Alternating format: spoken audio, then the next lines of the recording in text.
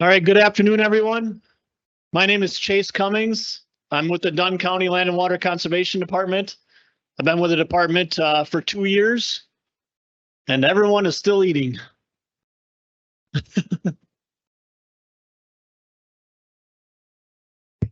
All right, I'll try that again. My name is Chase Cummings. I'm with the Dunn County Land and Water Conservation Department. Thanks, Becky. Thank you. Thank you. I've been with the department for 2 years now here in Dunn County. I was in Pepin County for about 12 years prior to that, serving as a county conservationist down there. So a very similar role. I've been fortunate to step into my Dunn County role and serve on this planning committee for the Red Cedar Watershed Conference. And it's been a joy to get to know a lot of folks and put our heads together to bring this conference together. I've been a long time attendee, but it's my first conference as wearing the blue shirt. So, yeah, for everyone's first time. I do have, just to speak on my position a little bit, I do have following the footsteps of two great conservationists for Dunn County, Jim Forrester and Dan Prestabach, served for many, many years in conservation here in Dunn County and have spent a lot of time and effort in the Red Cedar watershed. So I'm privileged to be able to follow in those footsteps and hopefully create some opportunities for things as we look towards the future. I have the honor today to introduce our next keynote speaker for the afternoon. This is Rick Clark. He is a fifth-generation farmer from Williamsport, Indiana. The main goal on the farm is to build soil health and achieve balance with Mother Nature. Rick has developed and is constantly improving a systematic approach to regenerative farming. He is most proud of incorporating regenerative farming practices with all acres being certified organic. He calls it regenerative organic stewardship with no tillage. He will suppress weeds and build soil health with cover crops and no tillage. Rick also cares deeply about human health, as it is another important driver behind the organic no-till style of farming. Rick is building a system that will be available, be viable and profitable for generations to come. Rick's a traveling man right now. He's on his road show. Looking forward to the spring coming up here with crops. And I would like to welcome up here today for his time and appreciate his willingness to come here to the Red Cedar watershed. Rick, it's all yours. Thank you. Thank you. How we doing today? Good. I love coming to this state to talk because you guys deeply care about taking care of your precious natural resources, and that is always a pleasure to see. So thank you for all the hard work you do as a state. And these watersheds are so important. I love seeing all these people here at a meeting like this. Thank you. I start with this slide right here because this is my immediate family. And this is very, very important to have everyone on board with what you're doing, because the way we farm today is so different than anyone else that I know of, at least in our area. I don't know of very many people that are doing what we're doing, but you need everyone's support. And I have the support of this group. And I also, they have my back because I make some pretty crazy decisions sometimes, and you have to have that camaraderie and that group behind you. I've always said if you've got negative people around you, you've got to get different people, because negativity drags everybody down, and we don't have time for that. At home, most of our farmers raise two crops, corn and soybeans. And home for me, by the way, is West Central Indiana. I usually describe it as, if you know where Champaign, Illinois is, come straight across into Indiana, that's where we are. So at the edge of the prairie, pretty good soil. The inherent organic matter there is probably 3 to 3.5%. Our farm probably averages now over 6.5% organic matter on the journey that we've been on. So we've done some pretty good things. The 9 crops, not in any particular order, are corn, soybeans, wheat, alfalfa, peas, milo, cover crops, cattle, and sheep.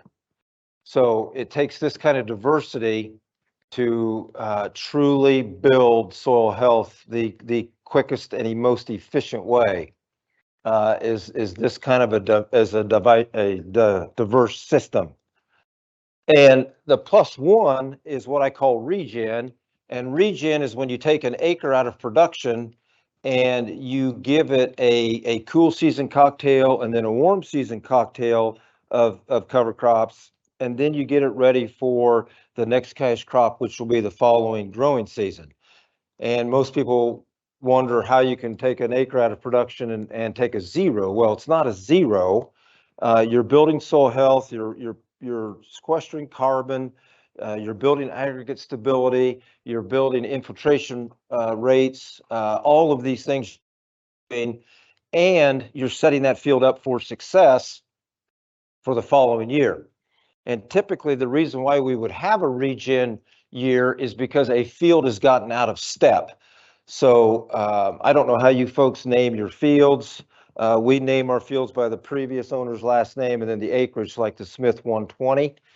The Smith 120 maybe did not get harvested until December. And when you harvest in December, not only where I'm from, but especially here, being in what I call a northern state, you don't have very many options of what you can plant. So that field has gotten out of step with your cover crop program, and it's hard to get it back in. So we have to do the regen. Now, regen can also entail building infrastructure, in other words, fence and grazing livestock across those acres. I've often said the best livestock to have is your neighbor's livestock. Let them worry about keeping those things alive in the wintertime. You build the fence, work out either a daily payment or a rate of gain. I mean, if I was a dairyman or a dairy woman and I had replacement heifers, I would be finding places to graze those replacement heifers. Get them out of the barns, get them out on their feet, let them graze, maybe find a neighbor that's willing to give acreage, work up a payment schedule, rate of, payment per day or rate of gain, whatever the case may be, maybe have them for 60 days, 75 days, and then take them back to the dairy. That's a way to get animals on your farm and not own animals. 5,600 acres, certified organic, and the remainder of the farm is in transition. We've used no starter fertilizer now in 9 years, no fungicide in 9 years, no seed treatments, no insecticide, and no P or K has been applied to the farm in 9 years. So the way you do this, I'm going to explain how we get to this point, but you have to understand that you cannot leave this conference today and expect to do these things tomorrow. It doesn't work like that. It takes many years to get to this point. We've been doing this for a long time, and it takes dedication, it takes commitment, it takes all of these things to get to this point. We've not applied any ag lime in 9 years as well. Now, we do continue to soil test. I do not do traditional soil testing. We do what's called a Haney soil health test. And when we look at these Haney soil health tests, you have to remember it's like any other test that you would take. It's a snapshot in time at that particular moment in time, because weather is going to change any test that you're probably going to do. If it doesn't change your test, then you've got a problem, because the soil is a living, breathing organism that's changing all the time. So you should get different results when you take different times of the year of testing.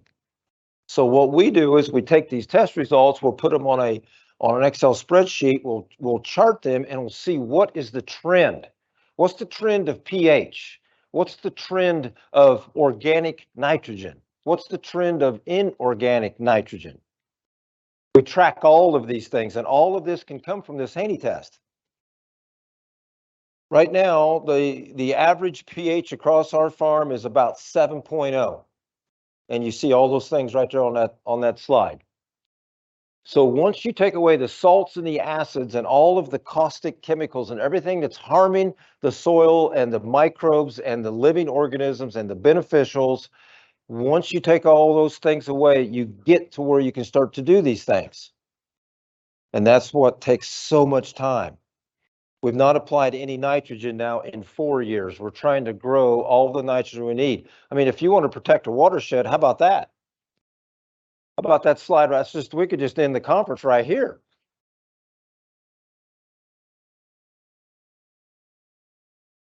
Now, I do understand where we are. We are in a great state that has a lot of livestock in it. So there is a way and a means to get rid of manure. I understand that. So does everyone in this room. But let me tell you, we've got dairies in our backyard too. And when I was young and naive and starting down this road, I didn't know any better. And we would put on like 20,000 gallons. We wouldn't, they would put on 20,000 gallons at a time. I didn't know any better until I got deeper into what was happening. 20,000 gallons at one time is mass destruction to the microbial biome. It's going to kill everything. So we have to understand that. The other thing is we have to understand we need a mechanism in place to make sure the manure doesn't leave the farm. That mechanism is cover crops. I will never apply a liquid manure on a field unless it's got a growing cover crop. You need that there to grab those nutrients and hang on to them and keep them in place, because they will. And then let's try and break up the way we apply it and the time we apply it. In that first line on the slide, my crop system +1, I gave you 3 opportunities to do 2 things. I gave you 3 opportunities to get a cover crop planted and handle manure management. Now let's review what those 3 things were. Number 1, I raised cereal grains. We do not double crop a crop behind the cereal grain. That would be a great opportunity to get a warm season cocktail started. How many times in Wisconsin do you get to plant a warm season cocktail? Not very often, because it gets too cold too early. So plant the warm season cocktail, wait 2 or 3 weeks for it to come up, go out and apply your nitrogen or your manure. I used to call it liquid gold. Apply your liquid gold onto that ground that, by the way, is going to probably be the least amount of compaction you've got all year long. It's in the middle of summer, it's dry, the ground's firm, we got a cover crop growing, let's apply the manure then. That's 1. Number 2, the second thing I said was cattle grazing. If you can graze cattle, you can move them off these acres, get them out of your way, bring in a warm season cocktail and apply manure behind the cattle if you think that's necessary. That may or may not be, because the cattle are going to walk it in and do their own manure there that way. Either way's fine. Then the third one was the regen, the +1. That gives you the opportunity to also take care of some of these things. I mean, folks, I've heard every excuse there is about why we can't plant cover crops where we're standing. It's too cold. The growing season's too short. I've heard them all. But we can do this if we understand the importance of it and look for creative ways to make it happen. So like I said, this is organic with no tillage. Now this is very difficult. I do not have this perfected is not even the right word. It'll never be perfected. There's a long way to go on this, but we are making strides every single year. We're getting pretty good at doing this with soybeans. Corn, it's still got a lot of work to do on corn, and we're bringing other crops in to help with this diversity. Okay, this is where it all begins right here. I don't care where you are in the world, these 6 principles apply. If you don't know what they are, please write them down. Number 1, minimize disturbance. What the folks mean by this is the disturbance of tillage and the disturbance of chemistry. That's what this means. Now, we have taken everything away on our farm. We no longer, I don't even use any products that are OMRI approved right now. 0. And Omri Approved is a company that certifies products that can be allowed to be used on an organically certified farm. Okay? We're trying to do this as natural as we possibly can. Minimize disturbance. Number 2, maximize diversity. There's so many ways to look at diversity. Maximizing diversity would be a 9-crop rotation. Maximizing diversity would be going from 2 species of a cover crop cocktail to 16. That's diversity. I think another way to look at diversity is if you think about when we sit and build a cover crop cocktail or a package. A cocktail is a term for a package of species. When you sit down and build one of these cocktails, they're almost always all annuals. We have no diversity between annuals and perennials. So we need to get perennials introduced. But we got to make sure on what is the end game of the termination. Okay? We don't use any chemistry. We do not have that easy button that you can push and just go out and spray glyphosate and just kill everything known to man and woman. We don't have that luxury anymore. We don't do tillage. So I have to be careful what perennials we introduce in, because I have to be able to suppress or control that perennial. But let me tell you, when we as a farm had the greatest ROI, and that's what this is all about. This isn't about who can grow the most bushels. That's not what this is about. It's who can be a good steward of the land, who can be a conservationist, who can mitigate climate change, who can save this planet and still turn a profit. That's what this is all about. So when you look at it that way, you then understand that these principles are here to get you to that journey.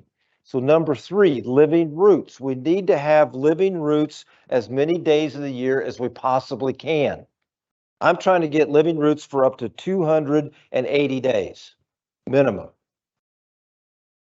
Armor the soil. This is very, very important. There's a lot of, let's see, how do I want to explain this?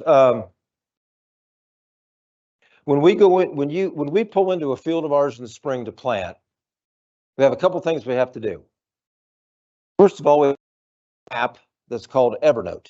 Evernote is basically a daily journal. But the thing that's nice about Evernote is it will let you upload a picture and then add text to the picture. So now when we think about our organic certification, we have about paperwork that's about this thick to be compliant. It's an absolutely unbelievable amount of paperwork involved. So part of that is to show what you're doing. Well, that's perfect. So you get out of your tractor, you bring your yardstick with you, because we want to see how tall the cover crop is that you're getting ready to plant into. So we take a picture, we have a thermometer, stick it in the ground, and you take off your hat and you put where you put the thermometer, because if you don't, when you walk away, you're never going to find the thermometer again, because it's in cover crop that's this tall. Believe me, I do all this because I've done this before. So we try to learn from these things. So then we're doing all these things. It's 72 degrees out, light wind, sunny skies. We've got 36-inch tall cover crop, blah, blah, blah. All these pictures, everything's up. Okay. So I have opened the canopy up and I go in at the 2-inch level, pull out the thermometer, and it's 70 degrees in the canopy, and the ambient air temperature outside is 90 degrees. It's perfect. 20 degrees cooler there than it is outside. Now I look around and I see right over here a little spot where the drill bobbled or whatever, and it's a bare spot. So I stick the thermometer in there. Come back at the same 2-inch level, 100 degrees. Most microbes are going to die north of 103 degrees. So it's right there ready to crush them all. There's no cover, there's no armor, and we are ready to scorch everything that's there. That's one way to look at armor the soil. The other way that I look at armoring the soil is we work so hard to get earthworm counts, water infiltration rates, water holding capacity, aggregate stability. All of these things we're working hard toward doing so that when we get a 6-inch snow event or a 1-inch rain event, it all soaks in. And now we've got the soil armored. So then when those big sunny days come out and the temperature starts to rise, we're not losing that moisture in the profile through evaporation. That's what makes this system become resilient, because the tank is full. I mean, right now at home, we had our state soil health specialist come last year, and she went around and she wanted to give me aggregate stability counts, earthworm counts, and water infiltration rates on the farm. And I said, oh, that'd be great. I'd love for you to do it. And by the way, it's a young lady that you all should get to know. She's in a neighboring state. Her name is Stephanie McLean. She has left Indiana and has gone back to her home state of Minnesota. So if you have an opportunity to go to somewhere where Stephanie McLean is speaking, it'll be worth your time. She's wonderful. Okay, so I do not want to be part of this because I want it to be unbiased. It's just her, the state, at the state level doing this. Long story short, our average infiltration rate on our farm right now is 20 inches an hour. So we could take a 20-inch rain event and it all go into the soil profile. Our average earthworm count on the farm is 1.5 million to 2 million earthworms per acre. So to put that into a little more perspective, if you were to go out in our fields and take a spade and dig a foot across and a foot down and across and bring that chunk of 1 foot cube out and break it out onto a piece of tarp or whatever, there'd be 50 to 60 earthworms in that 1 foot chunk. Okay? That's how you get water infiltration rates of 20 inches an hour, and that's how you build soil health. But we have eliminated everything. There's nothing happening except the microbial engine is in overdrive. Okay. Those 4 work anywhere around the world. I don't care where you are. Antarctica, this will apply. This right here sums it all up. Context. Where are you in the world today? Just because this crazy guy from Indiana came up here to talk to us at Menominee doesn't mean it's going to work here. That's correct. We have to understand where we are. There's other ways to look at context. What's your comfort level? How thick is your skin? Can you take people trashing you online? Happens to me every day. It's just amazing how many people have opinions about someone who's never met them before. It's just, it's sad is what it is. But that's okay, because I'm here talking to you, and this is necessary. It's okay what they think, because there's other reasons to do what we're doing. So many people want to just look at the farmer's success as yield. That's how they base their success. It's on yield. That's wrong. That's wrong. Do you have soil health? Are you a steward to the land? Or do you have human health? Are you a conservationist? Are you socially accepted in your community? Now, sometimes I wonder about that one, because believe me, the neighbors think I am one huge threat because I do everything so differently than they do. The number one thing that most of the neighbors always want to blame me on is that the weeds that are growing on our farms are going to make their farms weedy because we've got some weeds. That's just the biggest bunch of, you know what? We got some young ears here. I got to be careful. And by the way, this is great to have these young folks here. I think it's awesome. Well, Thanks for whoever was responsible for that. Thank you very much. I work a lot at home with the FFA, and I love those kids. They're the future of farming, that's for sure. Livestock, I already talked about it. I've got to keep moving here because I'm going to run out of time. Commitment. This is the one, if I could add another one, it'd be commitment, because if you're going to do this, you have to be committed. Okay, everything I've been talking about so far is balance. We have to have balance with Mother Nature, a symbiotic relationship. So let's go back to the Haney test real quick. I love the Haney test. The Haney test will give you a plethora of information. I don't know, it's 40 or 50 things they tell you on this test. Two of them I'm going to talk about right now. Predator to prey. There's a relationship between microbes in the ground that are called predators and prey. Okay. So I get asked quite often, how can you plant non-GMO / organic corn without any seed treatment into a field with no insecticide, no anything? How can you do that? Well, when you take away all of the caustic acids, the chemicals, anything that ends in CIDE, insecticide, fungicide, all these things that end in CIDE, take all those away, and you now start to give your beneficials a home to thrive in. Whatever species preys on corn rootworm is prevalent enough in our profile to keep the rootworm at bay. Another way I like to give an analogy is, if you go out and kill all of the coyotes, what happens to the rabbit population? It goes way up. It's out of balance now. Everything's out of balance.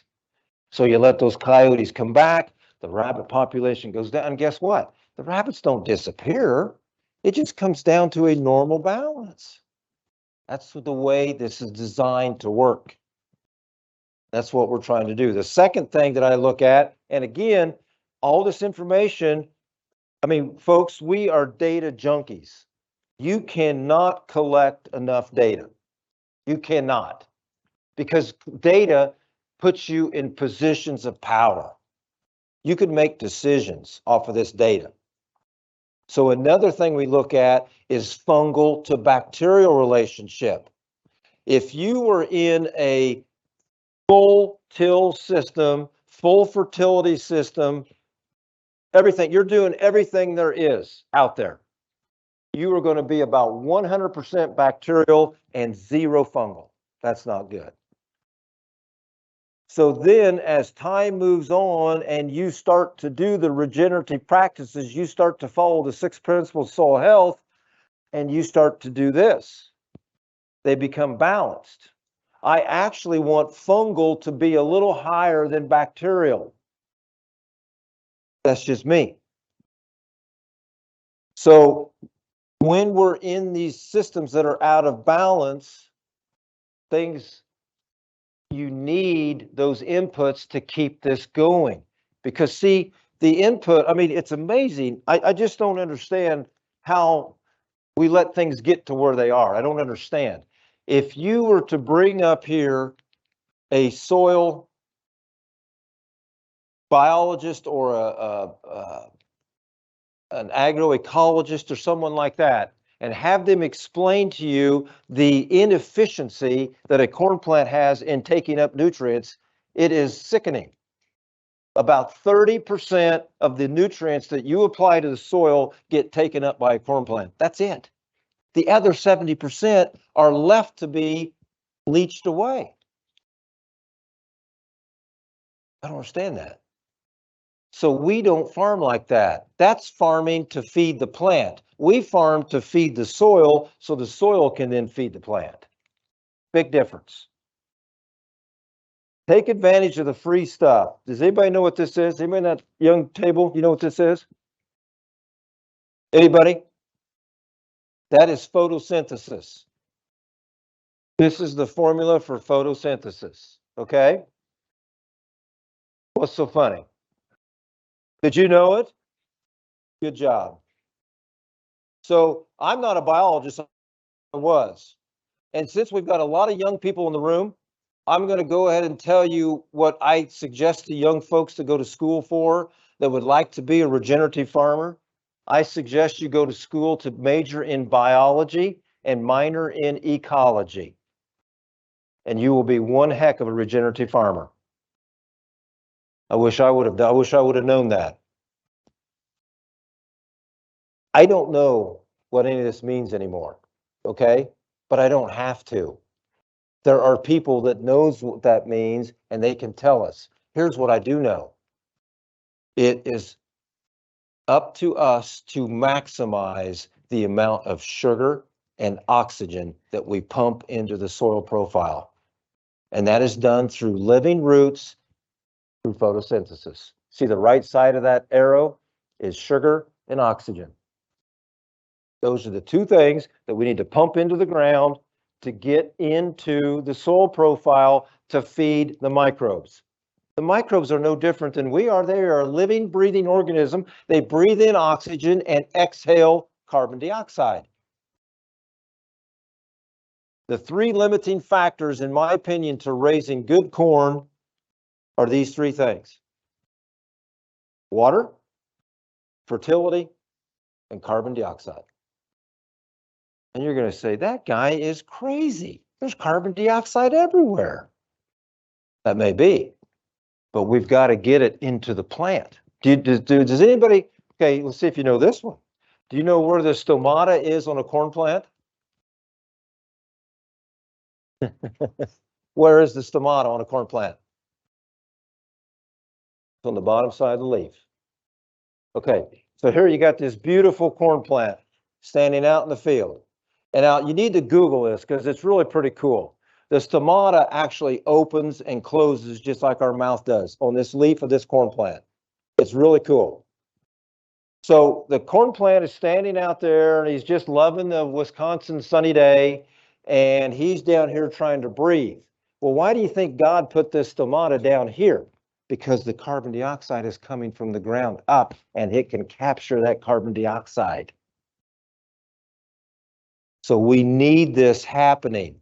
I didn't tell you earlier, but when I told you that we had 20 inches of infiltration rate and 2 million earthworm counts, our aggregate stability now is 8 inches deep. Here's the simplest way I'm going to describe aggregate stability. Take a jar full and fill it full of marbles. That's aggregate stability. All those pore spaces that are in there, because round objects leave a lot of pore space, that's what aggregate stability looks like in your field. We can literally just about walk onto a farm and stick our hand in the field up to our wrist. That is a tremendous amount of opportunity to store water, store oxygen, and store sugar. Okay, this is the power of cereal rye. Cereal rye is a species of cover crop. Let me set this up. So this field was a cornfield in the fall, harvested, and then we came in with a no-till drill and we drilled 100 pounds of Elbon cereal rye to the acre. 100 pounds. I love these kids are all taking notes. This is awesome. 100 pounds of Elbon cereal rye. The rye will grow in the fall, depending on when you do this. The rye will grow a little bit in the fall, go into dormancy, come out of dormancy, and start to grow. So now what you do is you go out and you measure a 2 foot by 2 foot square, and you sit down on your hands and knees and you clip everything off in that 2 foot square. The reason why we're doing a 2 foot square is because we know what percentage of an acre that is. So when we get our test results back, we can translate this into a per acre amount. Now we do this so many times. What we've done now is we've gone to the hardware store and gotten PVC and put together a 2 foot by 2 foot square, glued it together, and then take the square out and set it down on the ground and clip this off, put it in a bag, send it to Rock River, whoever lab, I don't care what lab you want to use, I don't care, and get a feed analysis back. Now, I've only put a few things on this, and now it would take up the whole wall here of all the information you're going to get back. I just pulled out some of the big ones. Now, when we did this test, I do this differently now.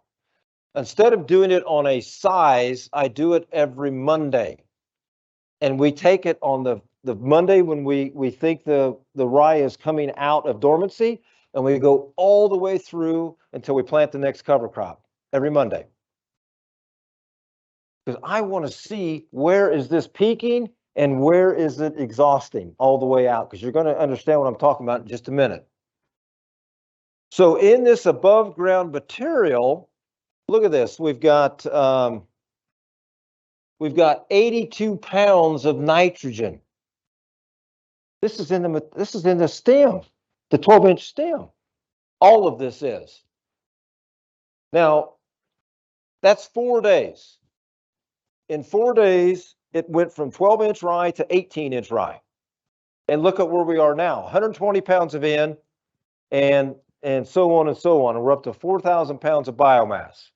Now, again, remember I told you data or information puts you in positions of strength. People will tell you that you cannot plant corn into cereal rye. Well, I beg to differ. We've done it all. We've done it for years.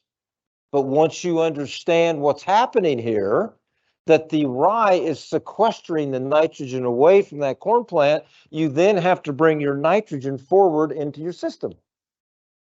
So now you're starting to be a better steward of when the nitrogen is going to be out there. 28-inch rye. Look at this. 134 pounds of nitrogen in that above ground material and 200. I made the conversion to potash here. This is what farmers buy, potash. Okay. 281 pounds of potash. Now this is going to be a bean field. Beans love potash. Is all of this available right now? No. So let's go through the biology real quick. This has to get consumed by the microbes. And then they convert it and get it back, put into the soil profile. It then becomes available for the plants to uptake. Okay. Here's the other beautiful thing about this. This nitrogen column, this nitrogen now is in an organic state. It can't leach out of the profile. The only way this nitrogen is leaving the profile is if the profile leaves. In other words, erosion. That's big. That's a big deal. Because now we have a form of nitrogen that's very stable. So if our corn crop that we're going to plant into this, let's say we were going to, this is a bean, I'm planting beans into this scenario, but if we were going to plant corn into this, and the corn probably is not going to get much of the use of this, but the next crop we plant will, and that next crop better be a cover crop. And that cover crop is going to soak all of that back up, and it's going to do all this again. That's what I call regenerative. That is regenerating what's below our feet and what's above us. Luckily, I had my brain hooked on because we came back 2 months later and took another sample and look at how much of the potash has been exhausted. You can do the math. 281 minus 65. What is that? Roughly 220, roughly. That's available. Is all that available for the plant? No, but at least half of it's going to be available within this growing season. So that's more than enough to raise a soybean crop. This is why we no longer apply P or K. There's thousands of pounds below our feet. We just have to get to it. But again, folks, you're not going to do this unless you let these cover crops go to maturity, like we're doing. I mean, the 12-inch rye is good, but look at the opportunity that's gained if you just let it go a little bit longer. And then that was taken 2 months after. Okay. Now, what I did on this slide is I took the same information from the previous slide, but I just did the three big ones, N, P, and K. And I put them to a dollar amount based on current values. So remember the 12-inch rye had 82 pounds of N in it and so on and so on.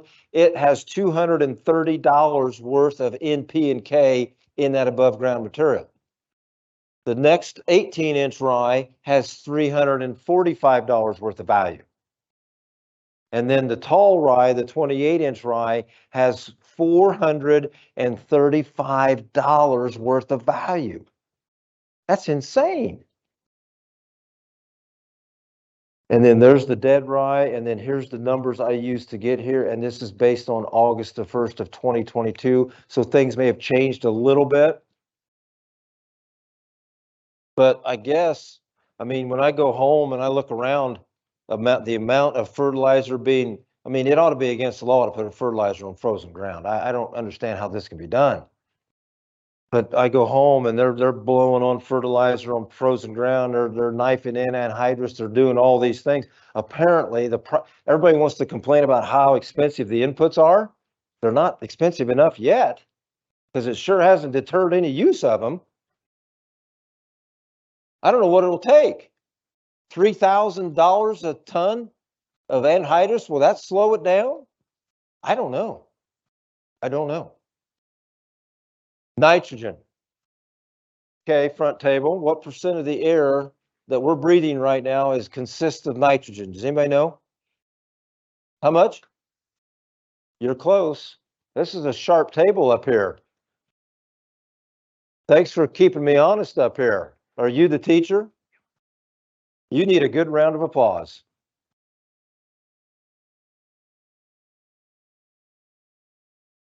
%78% of the air breathing right now consists of nitrogen. If we were to walk out of this conference and go out on the street, there's 30,000 tons of nitrogen above every acre of ground. 30,000 tons. How much do we need to raise a corn crop? 150 pounds? I mean, come on. Let's start using it. All right. The same thing happened on the slide before with the rye, okay? It's a 2-foot square. You go out and you clip everything off and you get the data. So this was a legume package that was planted in the fall, the previous fall, and it also had other species mixed in with it. But then a lot of the things I do are winter kill species, because I told you I don't use any chemistry and I don't use any tillage. All I want next spring are those legumes. That's what we did. So this is what we get. On May the 20th, we got 75 pounds of N that's been fixed. Okay, a legume, for folks who may or may not understand, a legume has the ability to fix the nitrogen out of the air and pull it into itself and put it into things that are called nodules. Then those nodules can move that nitrogen throughout the plant or throughout the profile. So like a soybean is a legume, so it fixes nitrogen. Clovers, hairy vetch, peas, these are legumes. On June the 4th, 114 pounds of nitrogen has been fixed by this legume. Now look at this next one. This is 4 days. Look at this. See, so many times when I think back in my early career of doing this, and I walk out there in the field, and I walk out on May the 3rd, and I say, well, we didn't have any legumes again this year. Dumb me, I didn't give it time. Legumes come late. It's got to warm up. And then when they come, it is exponential. Is all of that line available today? No, it's not. But half of that nitrogen is. So now here comes the reality check. You have to sit down and say to yourself, what is a realistic yield goal for this way that we are currently farming? I didn't say a yield goal that we would love to have. I said a realistic yield goal. Would I love to have 220 bushel organic corn? You better believe it. Are we going to raise that today? No. Realistically, in a no-till environment, organic with no other inputs, to me, a realistic yield goal is 130 bushel. So I have a conversion factor in my mind of about 0.8. So 0.8 pounds of nitrogen to make a bushel of grain. That's even a little high. 0.7 should be quite adequate, but let's just go with 0.8. So what's 130 times 0.8? What is that, 104 pounds, something like that, if my math is about right? 104 pounds of nitrogen is all I need. I just fixed 260. This is why we don't apply any nitrogen. But you have to start looking at the realistic. Again, came back 6 weeks. Look at what's been exhausted out of that in 6 weeks. So the microbes are going to tie this up for a short amount of time. They will, because they are converting it. So it will be tied up. But then it is just a release out through the rest of the time. Okay. 5,200 pounds of organic carbon was in that sample. It had a carbon to nitrogen ratio of 20:1, which is a little high, but it also had some volunteer rye in there. We've got volunteer everything on our farm because we let everything go to maturity. This sample, that was, yeah, 20:1. Okay. And here I did the same thing. The N, the P, and the K. May 20th numbers, almost $300 worth of value. June 4th numbers, $470 worth of value. Look at this one. Almost $1,000 worth of N, P, and K in the simple fact of a $33 cocktail.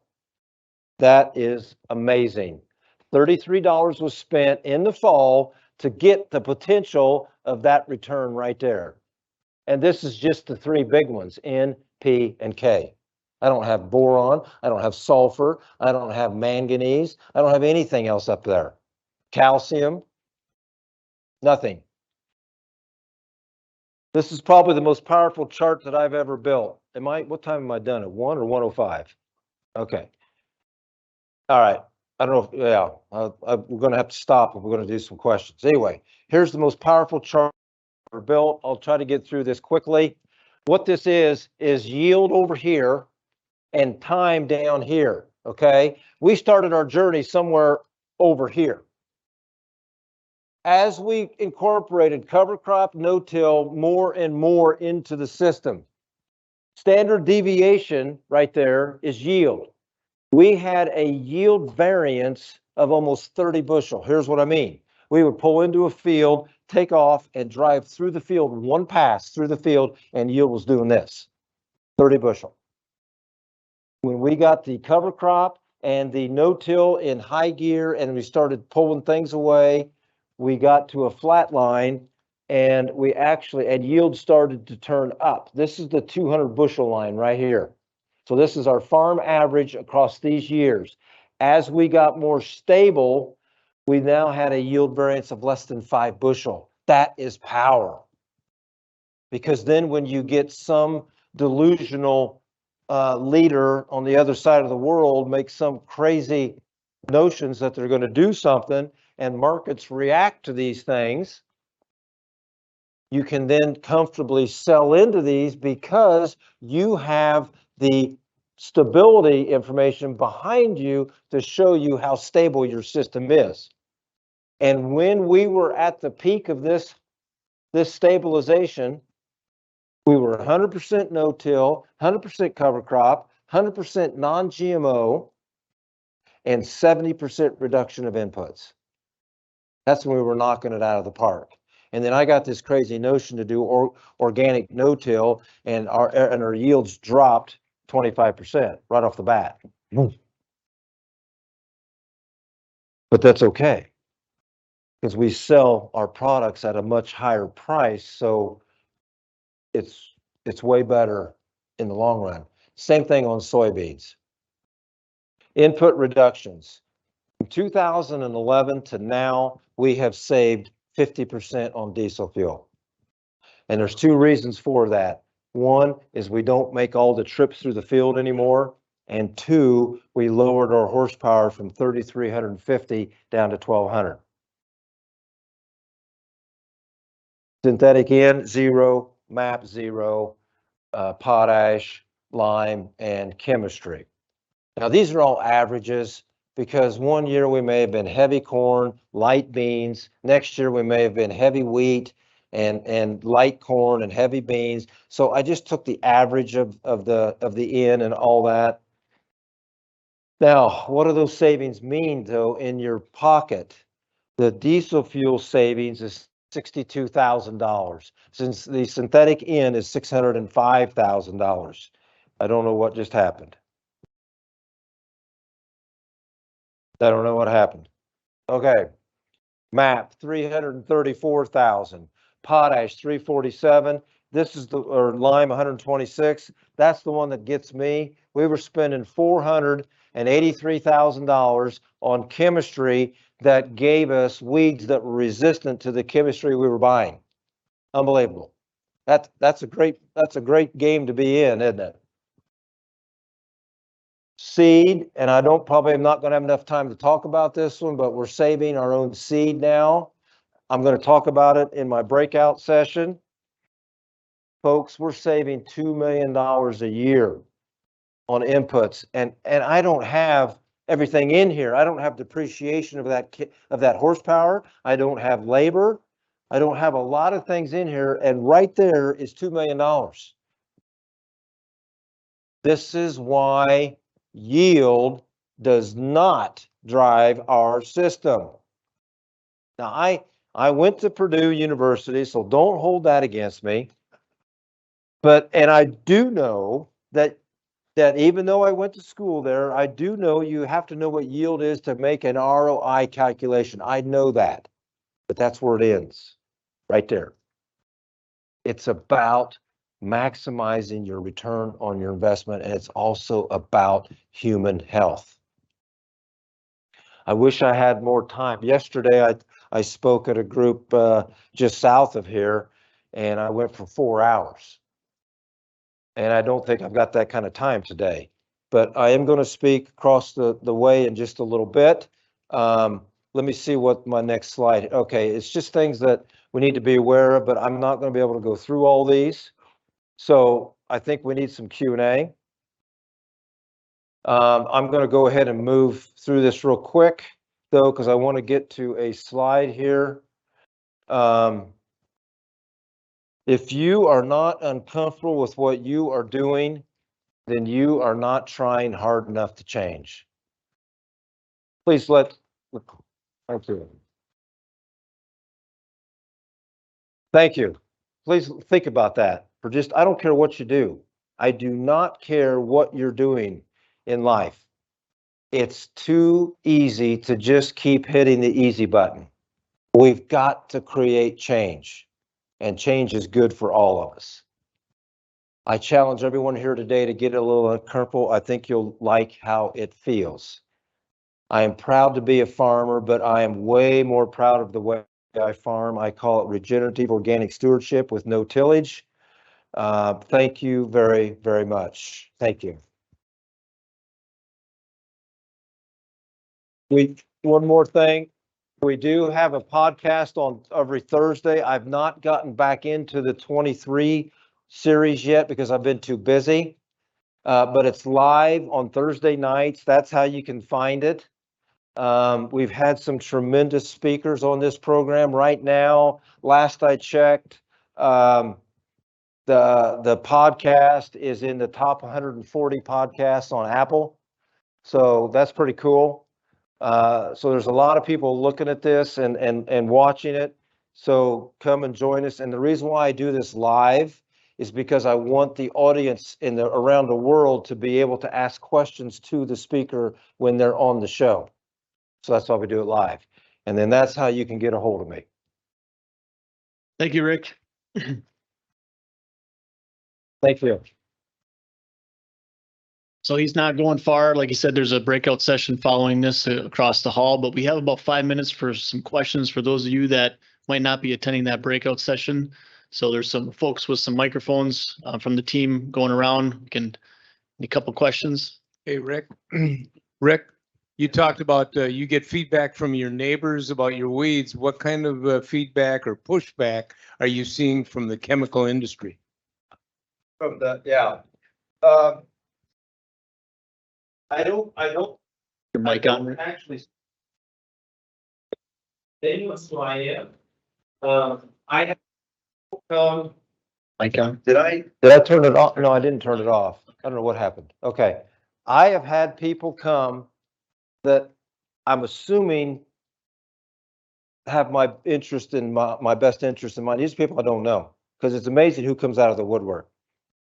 But there are people that have come to my farm, sat down with me in my office and said, you had better be careful. You need to pay attention to who's following you. You need to pay attention to what's going on in public, because there are people that have you in their sights. Okay? That hits home, man. That's not just me I got to worry about. That's the family. Now, I hope it doesn't ever get to that point, but this is very, very sad that the big money cannot figure out another way to continue to make the big money. So, but you know what? I have to give my neighbors credit at home, though. Nobody has ever turned me in, but we do a pretty decent job of controlling the weeds on the farm. We're having issues with foxtail right now. Foxtail comes late in the season. I'm having trouble with it. But if you were to come to our farm, you're not going to find very many broadleaf weeds, because that, whenever people come to visit, that's the first thing they always say. There's no weeds. Where are the weeds? Well, I think it's progression. And progression is this. If you take, like, let's say you take an acre out of production and you put it into CRP. What's the first thing that shows up?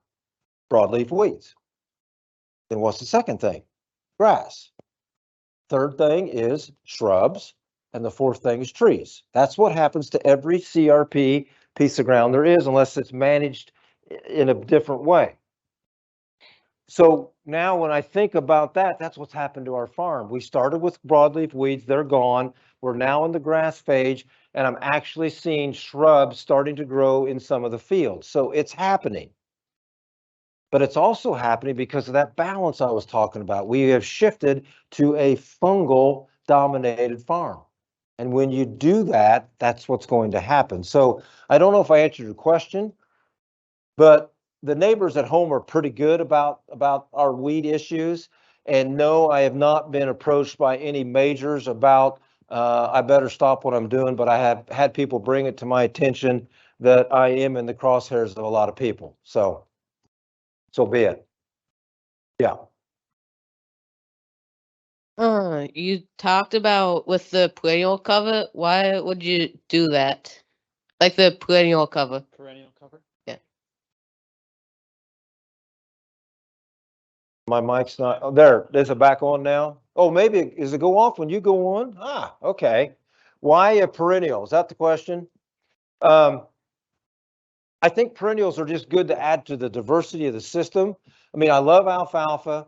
There's other perennials that again, we cannot use, but we need to be careful on how we're going to terminate these perennials. So if you want to go into a system that is still using some chemistry and maybe some light tillage, I'm all about perennials, but we need them in there for the diversity, because we can fall into the same trap with our cover crops of a monoculture as we do with our cash crops. A monoculture is like one thing. You know, you grow cereal rye every single year. That's not good. We've got to have diversity in, and I want to do that through perennials also. I hope that, did that answer? Okay, thank you. There was another question somewhere. Yes. Here comes the microphone. I'm going to pick up on Dick's question a little bit. Am I still on? Yep. Take Secretary of Agriculture and the entire department? Are they doing even a smidgen of what you're talking about to educate the farming community in America? Yes. Fortunate. I have been very fortunate. I was asked to testify in front of Congress about 2 months ago, and I got to sit down and testify in front of the ag committees, and I got to spend about 30 minutes with Secretary Vilsack, and I like him. I like him a lot. He cares about what we're doing and the direction we need to be going. Now, does he have the power to pull it off? I don't know. But he's a genuine man that truly cares about what we're doing, and he's on board with regenerative. So yes, there are players in the bureaucratic system that are aware of what needs to be done. The question is, can they get it done? I don't know if they've got enough majority to pull it off. And it's like anything else. When this administration is done, they have a reset, well, just like the midterms. The balance of power flipped. So those people that were in charge of those committees are no longer in charge. Now a new somebody's in charge. So now you got to start all over again. I mean, it's just constantly picking up the pieces and trying to build that bridge again. But yes, I firmly believe that there will be, I don't know if mandates is the right word because that's too strong of a word, but there will be some sort of a change to the current farming practices. There's going to have to be. Yeah. I mean, if you really want to work on, if you just did one thing to help combat climate change and all these other things that we're all worried about, which are valid things to be worried about, just plant a cover crop on every acre and the problems go away.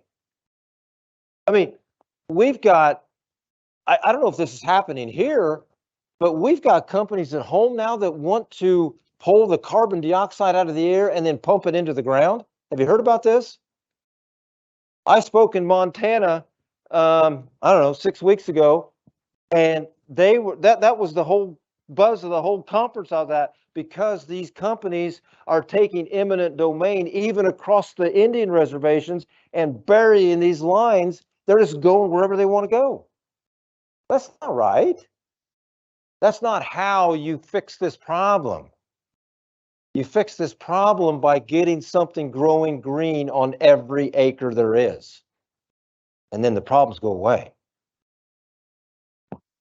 We have a networking session set up here in a little bit, but we got time for one question.